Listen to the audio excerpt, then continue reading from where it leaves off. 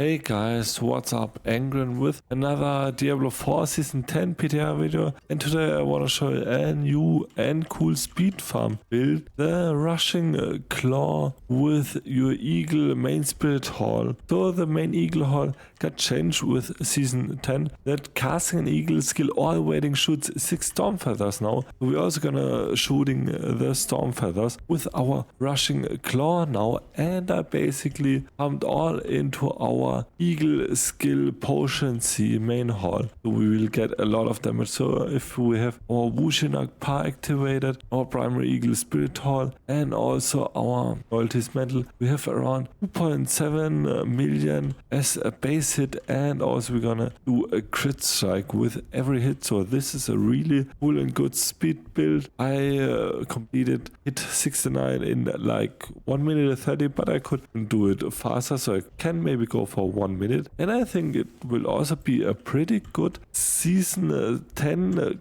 kinda early speed farm build. So you don't need evade cooldown, you only need kinda 12 Rushing Claw charges, and then you will be fine. So the skill setup is pretty simple. We just activate our Ravager and our Seeker, so we're gonna get the additional 360% potency damage. As you can see, with our Seeker we're gonna have 3.8 million of our Stormfeather damage, and in addition we're gonna activate our unyielding hits with our concussive stomp every 3 seconds. So that's the only part that's kind of whack, because we need to play with Eagle main, and second because of our loyalties mantle. An option would also be to play with our protector, so we're gonna get the gorilla attack, but we would do less damage with our Eagle main spirit hall, and we want to maximize this damage. So yeah, that's the only annoying thing you kind of need to do. You kind of need to activate your concussive stomp every 3 seconds, but because we're gonna have a double charge and with our chaotic cooldowns, we are kinda in a good spot with the concussive stomp. You just need to cast it every 3 seconds. And then our Seeker. How can we enable this build? Well, first of all, you kinda want to have the 5k armor. You can see we have 5.3k armor now, and I achieved this with a GA total armor on our amulet, and also a Yakanth Shell GA triple crit total armor, but you don't even need it. And with our Paragon we're gonna get additional 40% armor, so we can cap out armor pretty easily. We just need to get like the J Yakanth Shell, but I think for the beginning a normal Yakanth Shell is fine. When you have the chaotic armor of your Yakanth Shell you can use, then short of false death.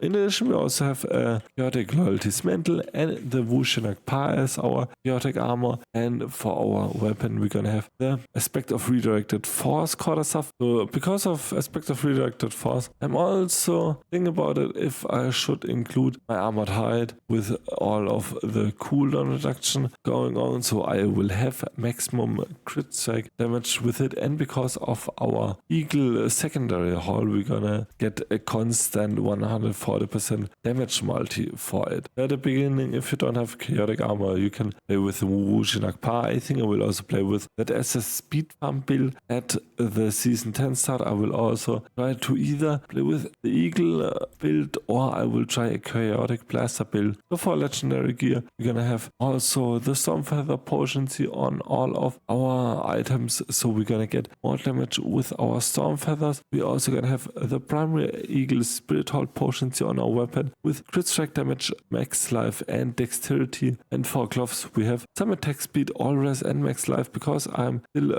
level 214, I still need some of my all res to get to our max res, and because of the Merit Guard we can also hit about 85% res, while we're gonna play with Merit Guard and only 50% life. For the rings I also got potency cooldown reduction. We have a lowered Rushing Claw cooldown, and also some crit strike damage, max life, and also all res. Get to the max of our res. For our aspects I got the Vehement Brawlers aspect, Conceited aspect, our Fellsooth says but that's kind of over the top. But I have kind of too many legendaries. I'm still thinking about if I should change out my gloves. So the best thing would be to get my Yakinth shell on a glove slot and then get either Harlequin's crest, but I think it's kind of wasted. And I will also try to have petition for 60% additional damage so we can zoom even faster through the map. And then also get your aspect of unyielding hits, so we're gonna get the crazy damage multi into it. For our Runewords, we're gonna have the Moni Quacks. After we cast the 2 more ability skills 4 times, we're gonna get 100% more damage. And also the Bakya, after we travel 25 meters, our next evade is in teleport and we are unstoppable with it. And that's the whole gear setup. And it's honestly not that crazy. I think if you farm some Infernal Hordes, you will have kind of the setup for this build going. For chaos packs, I have the chaotic cooldowns, so we have a chance that our Rushing Claw has a far lower cooldown. It's pretty good. Then our Beast Cornered, and with the Beast Cornered, for every 10% life I'm missing, I will gain 20% increased damage and 5% damage reduction. The cool part is because of Yakinth Shell, we're gonna constantly drain our life, so we are most of the time at like 1 to 10% life, so we're gonna get a huge spike of our damage and also the damage reduction. And with Paragon, we are gonna cap our life at 50%, so we're gonna have less life as you can see, but we're also gonna get huge barrier, fortified generation and all rest. The cool part with Paragon is it works really well with Beast Cornered. In addition, we're gonna get armor, which we need even for damage. We're gonna get Beast Barrier, which we need for our Paragon. Fortified generation is also nice, and also 10 maximum rest. That's also pretty huge with the damage reduction on here. And also, and that's pretty important, the damage reduction while injured is really important. So get this as a GA and then triple credit. We'll have around, I think, 60% damage reduction. That's giga huge. With the Loyalty's Mantle in combination, you will be pretty good even with a low amount of health. So for the rest of the chaos packs, we have chaotic cooldowns, crazy blue, but I'm testing it out because I didn't find another one right now, and Beast Cornered, and also the Paragon. For socketables, we're gonna use Song of the Mountain, so we're gonna get the max armor. We're gonna use Queen Supreme, Soothing Spices, and also Elixir of Advantage on top of it for more attack speed. And for our abilities, we're gonna start with our basic skill. We're just gonna pass through to our focus skills, so we're gonna get our Unrestrained Power max, our Apex max, and our Diminishment max. If you still have problems with your Raging charges, you can also get your Swift level up, so you're gonna have lower cooldown of your Rushing Claw in general. So you can either go with Ravager, but it doesn't add any value for us. I am still thinking about if I should still go with Vortex, so I can just group up the enemies far better and kill them faster. The one disadvantage is that I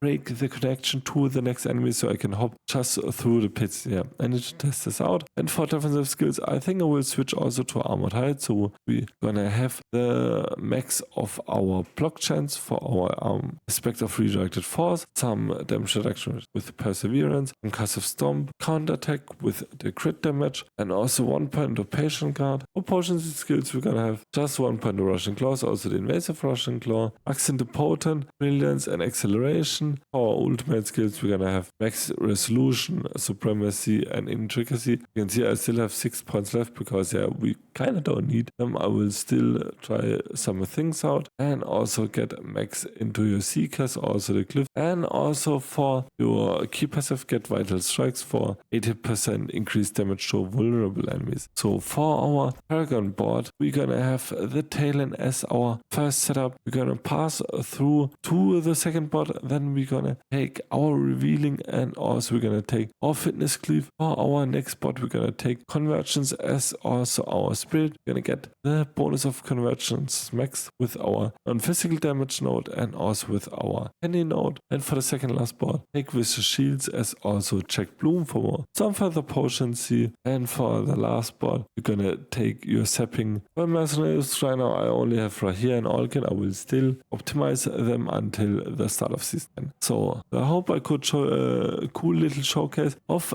one of upcoming season 10 build that could be really good for the speed farming boys that like to play with Rushing Claw. And also write down your opinions of the season 10 PTR so far in the comments, and if you have found some crazy interactions, bugs, or also builds. And also please follow me me on my Twitch, TikTok and YouTube, and also leave a like and a sub. I would appreciate a lot, and until next video, bye.